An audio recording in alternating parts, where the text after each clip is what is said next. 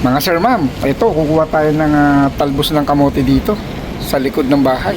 Yan. Dami, oh. Tanim namin yan, oh. Yan. Ayos.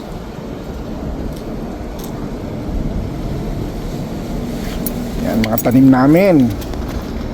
Diyan kami kumukuha pagka meron kaming sasahugan o kaya may mga prito. Ilalaga lang namin yan para meron kaming hapunan.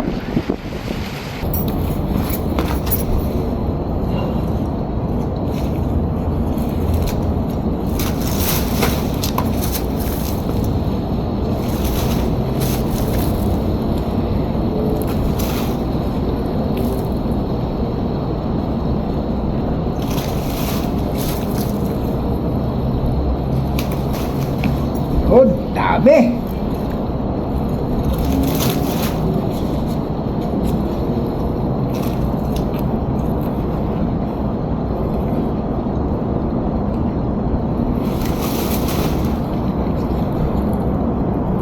Ulam na, di ba?